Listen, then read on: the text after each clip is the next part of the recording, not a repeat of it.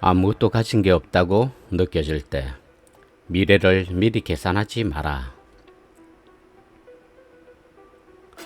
19세기 말 프랑스의 사회학자 에밀 디르겜은 자살론에서 자살을 세 가지 유형으로 구분하였다. 자신이 속한 사회 집단에 통합되지 못했기 때문에 소외감이나 우울증으로 하게 되는 자살, 이기적 자살, 자신이 속한 집단에 지나치게 융합, 결속되어 집단을 위해 희생적으로 하는 자살, 이타적 자살, 개인이 사회에 대한 적응이 갑자기 차단, 와해되면서 삶의 기준을 상실할 때 발생하는 자살, 아노미 자살이 바로 그것이다. 그러나 대부분의 자살은 아마도 이기적 자살과 아노미 자살이 혼합된 것인 듯 싶다. 자살에 대한 이야기를 서두로 꺼낸 것은 내가 20대 초에 그런 경험을 3번 겪었기 때문이다. 약을 먹기도 했지만 며칠 후 깨어난 적도 있고 손목에 면도칼을 깊게 긋기도 했는데 깨어보니 병원 응급실이었고 그 덕에 정부에서 운영하는 정신병원에 강제로 보내지기도 했다. 혹시라도 세이노 행세를 하며 사기치는 놈이 있을지도 모르겠다. 나에게는 왼쪽 팔목에 길이 6cm, 4cm짜리 칼자국 2개가 나란히 있다. 면도칼로 그었더니 피가 졸졸 흘러 다시 파 그었기에 칼자국이 2개가 되었다. 그걸 확인하면 된다. 우울증에 걸렸던 것 아니냐고 그랬던 것 같다. 내가 극단적으로 우울해진 사건은 군 제대 후 압구정동에서 일어났다. 우연히 그곳을 부잣집 여자친구와 지나가다가 그녀에게 물었다. 너는 결혼 후 어떤 곳에서 살고 싶으냐고 말이다. 그녀의 대답은 얼마 전 결혼한 막내 언니가 20몇 평에서 사는데 좀 좁게 느껴지므로 자기는 30평 정도가 되면 좋겠다는 것이었다. 나중에 그 동네 아파트 가격을 알아보았더니 30평은커녕 가장 작다는 20몇 평형 아파트의 전세조차도 나로서는 평생 못 가질 것이었다. 남산 꼭대기에서 바라다 볼 때 수없이 널려있는 그 아파트들 중 정말 단 하나라도 내 것이 되는 일은 정말 영원히 불가능해 보였다. 그게 벌써 근 30년 전 이야기다. 몇십 년 전 음량기기 사업을 했을 때 왜 그랬는지는 기억이 나지 않지만 고아 출신의 한 젊은 직원을 고층 건물 옥상으로 데리고 올라가 밤거리를 보여주면서 저기 저 성냥갑 같던 수많은 아파트들 중 내가 들어갈 곳이 하나도 없어 보이지라고 물은 적이 있다. 내가 과거에 그랬듯이 그 역시 같은 생각에 절망하고 있었다. 어쩌면 당신도 강남의 수많은 아파트들 바라보며 그렇게 절망할지도 모른다. 그리고 그날 밤 나는 그에게 많은 이야기를 해주었다. 그는 내 밑에서 3년 정도 일을 어떻게 했는지를 배웠고 그 뒤 독립하여 줄곧 용산에서 1인 비즈니스를 해왔는데 5, 6년 전에 결혼도 하고 아파트도 장만했다는 말을 들었다. 그는 아직도 용산 전자상가에 있다. 지금 당신에게 하려는 이야기는 바로 건물 옥상에서 수많은 아파트 불빛을 바라보며 내가 그 직원에게 건넸던 말이다. 사람들은 하면 된다라고 말하지만 나는 도무지 할 것이 없었다. 뭘 하면 된다는 것인지 도대체 알 수가 없었다. 군 제대 후 기술이 있는 것도 아니며 대학생도 아니었다. 홀로 세상에 던져진 가난한 청년에게 하면 된다라는 말은 정말 사기나 다름없었다. 아침 햇살을 가슴 벅차게 안고 싶었지만 아무것도 가진 것 없는 나에게 기다리고 있는 것이라는 건 지긋지긋한 가난이었다. 라면 살 돈도 없어서 라면 스프만을 얻어다가 양은 냄비에 물을 붓고 연탄 불 위에 끓인 뒤 거기에 다 식어 빠진 밥을 김치도 없이 계속 먹어보아라. 무슨 희망이 있다고 살맛이 나겠는가. 그 시절에 나에게 하면 된다 되는 것이라고는 뜬구름 잡는 책들을 책방에서 선 채로 다리 아프도록 입는 것과 마스터베이션 뿐이었다. 그나마 마스터베이션이라도 되었으니 다행이었는지는 모르지만 발기가 안 돼서 고민하는 사람이 많다며 결국 절망감, 고독감, 외로움, 열등감, 상황 도피, 삶의 기준 상실 그 모든 것들이 복합적으로 작용하여 자살을 생각하였고 그것이 거듭 실패하자 이 족같은 세상에서 이왕 살아야 한다면 내 팔목에서 쏟아진 피보다 더 진하게 살아보자고 결심했다. 그리고 은연중에 피보다 진하게 살자가 내 좌우명 비슷하게 자리 잡았다. 정신과 의사들은 우울증에 걸려 자살 충동을 느끼면 상담을 받아야 한다고 한다. 지금은 어떻게 하는지 모르지만 과거에는 중증의 우울증 환자인 경우 머리에 강한 전기 쇼크를 주어 잠시 죽였다가 실험실 개구리 뒷다리처럼 온몸에 발작이 일어나면서 얼굴이 보랏빛으로 변하면 다시 살려내는 그런 치료법이 종종 사용되었다. 그런 장면을 본 나는 정신과 의사 앞에서는 명랑한 척하며 23살의 어느 우울한 봄날이었다. 다시 봄이 왔을 때 나는 남의 집 차고에서 살면서 닥치는 대로 공부를 했고 아이들 가르치는 일부터 시작해서 미군 부대 물건 판매 등 아르바이트가 많이 했다. 그리고 28살의 어느 여름날 나는 허름하지만 마당까지 있는 집과 자가용을 처음 샀다. 융자를 낀 것이었지만 어쨌든 그렇게나 불가능해 여겼던 일이 이루어진 것이다. 하지만 1년 후 나는 그 재산을 사업상의 이유가 아닌 개인적인 이유로 몽땅 날렸고 빚을 졌지만 3년 후 다시 일어섰다. 살다 보면 해도 아무것도 안 될 것 같이 보일 때가 있다. 어떠한 대안도 보이지 않아 모든 것을 포기하고 싶은 절망적인 때가 있는 것이다. 현실에 대한 실망, 좌절이 절망 속에서 계속 쌓이면 자살의 유혹을 느끼기도 한다. 그러한 경우 자살은 함부로 저지르는 무의미한 행동이 아니라 오히려 개인이 처한 고통이나 위기상황, 상실감 등으로부터의 탈출구로 잘못 여겨지기도 한다. 나도 그렇게 오해했었으니까. 그러나 로버트 슐러는 절벽에서 떨어지고 있는 상황일지라도 아무것도 할 수 없는 것은 결코 아니라고 한다. 떨어지고 있으므로 하늘을 향해 날아볼 수는 있지 않느냐는 것이다. 나 역시 그렇게 떨어지던 중 비쩍 마른 두 팔로 온 힘을 향해 세상 속으로 날개짓을 시작했을 뿐이다. 추락하는 것에는 날개가 있다라는 말을 그래서 나는 좋아한다. 절망을 겪어보지 않은 사람은 그런 날개짓을 할 줄 모른다. 다행스럽게도 절망의 골짜기에는 밑바닥이 없다. 아무리 깊이 떨어져도 우리를 산산조각으로 부러뜨릴 절망이란 이 세상에는 없다는 말이다. 우리를 파괴시키는 것은 우리 자신일 뿐이다. 마약 중독자들의 일상을 그린 영화 트레인스포팅에서 주인공 마틴 렌트는 이렇게 말한다. 삶을 선택하라, 직업을 선택하라, 미래를 선택하라, 가족을 선택하라, 빌어먹을 큰 텔레비전을 선택하라.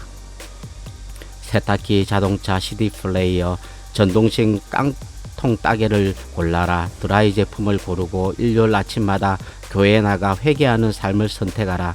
빌어먹을. 하지만 내가 왜 그런 짓을 원해야 하지? But why would I want to do a thing like that?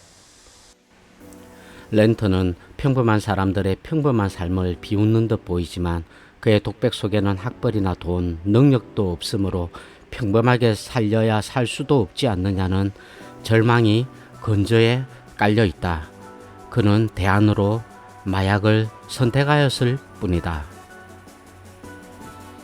트레인 포스팅은 영국에서 기차가 처음 생긴 지 얼마 되지 않았을 때 생긴 말로 사람들이 기차역 플랫폼에 모여 역으로 들어오는 기차의 번호를 맞히는 게임을 뜻한다.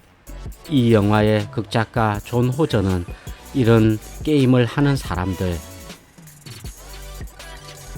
즉 트레인 스포트는 혼돈으로 가득 찬 세상에서 무엇인가를 바로잡아야겠다는 행동 양태를 가진 사람을 일컫는 것일 수 있으며 이는 영국 젊은이들 뿐만 아니라 현재를 사는 모든 젊은이들의 모습이라고 하였다.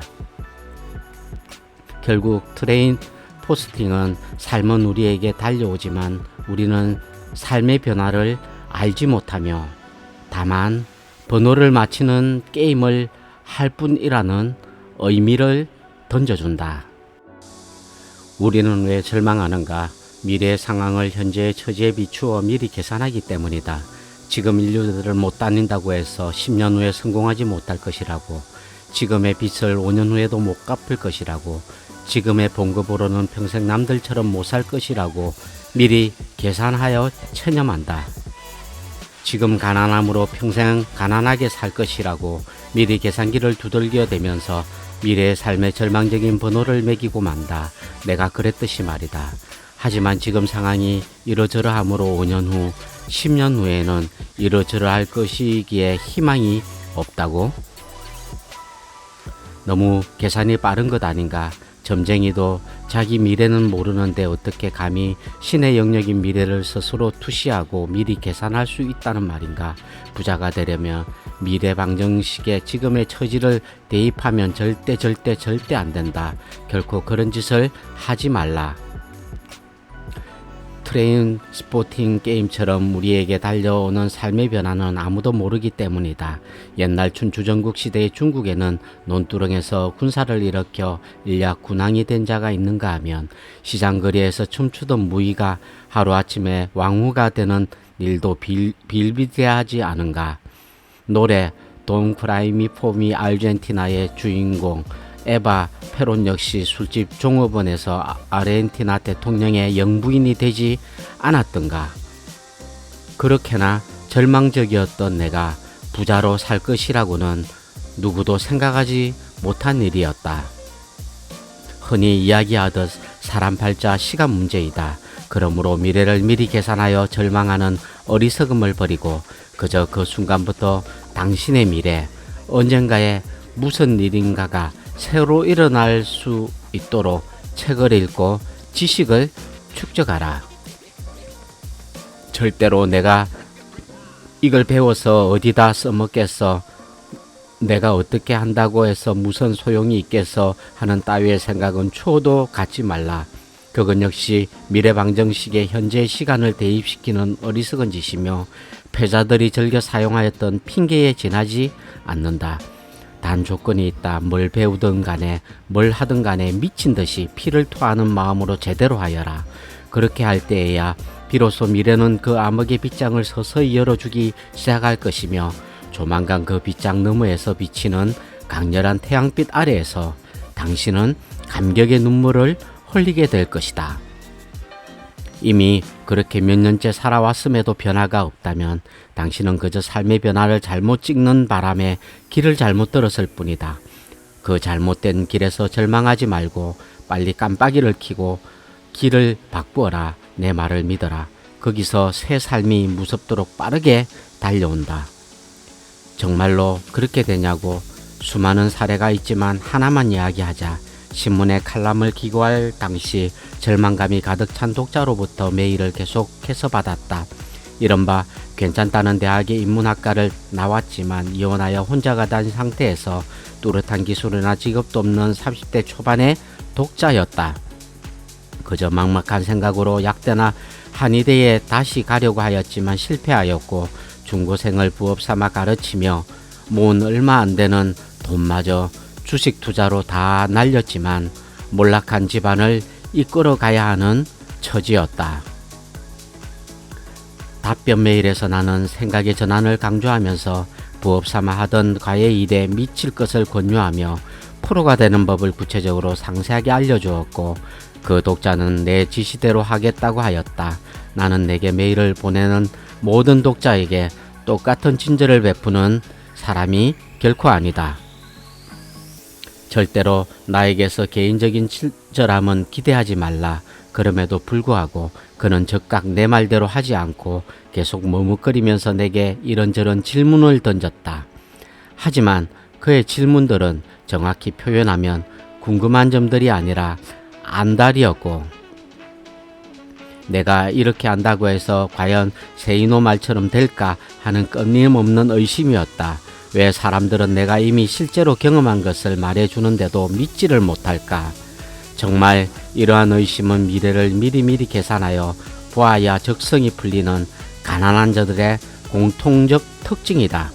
승자는 일단 달리기 시작하면서 계산을 하지만 패자는 달리기도 전에 계산부터 먼저 하느라 바쁘다. 유대 경전에 나오는 말인데 정말 진리이다. 미래를 미리 계산부터 해보려는 그의 태도에 나는 짜증을 엄청 냈으며 결국 그는 내가 지시한 방법론을 받아들였다. 1년이 지나자 그의 예금액은 수천만 원이 되었다. 그리고 다시 1년이 채 못 돼서 그 금액은 2억 원이 되었고 거기서 다시 6개월여가 지나자 그가 내게 보고한 예금액은 3억 원에 달했다. 물론 내가 아주 약간의 재테크 조언을 해주기도 했지만 그는 더 이상 내 조언을 의심하지 않았다. 그 조언 중 하나가 건강을 잃으면 모든 것을 잃는다고 에 나온다. 좀 더 자세히 알고 싶다고? 그 독자의 프라이버시와 세무서 때문에 안 된다. 내가 꾸며낸 이야기 아니냐고? 야, 이 닭대가리야. 내 주변에 그런 사람이 한두 명인 줄 아느냐? 쩌쩌. 2022 위의 글과 관련하여 내 생각이 요즘도 문재인 정부 시절을 의미한다. 마찬가지인지를 묻는 독자들이 있었다. 나 같은 베이비붐 시대에는 산업화 시대를 거치면서 자산 형성이 비교적 손쉬웠으나 지금은 아파트 가격이 엄청나게 뛰어오르고 절망의 시대인데 여전히 미래를 미리 계산하지 말라는 말이 맞느냐는 것이다. 내 대답은 동일하다. 지금 시기에도 미래를 미리 계산하지 말아라. 끝없이 올라갈 것만 같았던 부동산 가격도 이미 2022년 중반부터 하락 일변도로 바뀌지 않은가. 가까운 10년 전에도 비교하여 보자.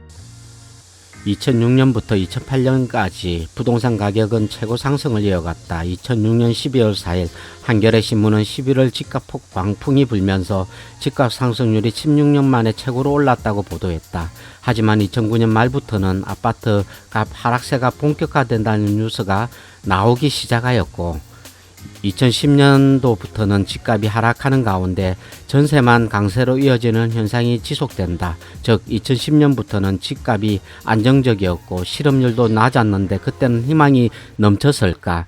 한겨레 21에서 2010년 4월에 발표하였던 탐사기획 연구 빈곤 그 보고서 서두는 이렇게 시작된다. 지금은 가난해도 열심히 일하고 자식 교육을 시켜 나중에는 혹은 내 자식들은 잘 살 수 있도록 하겠다는 희망의 절대 빈곤은 사라졌다.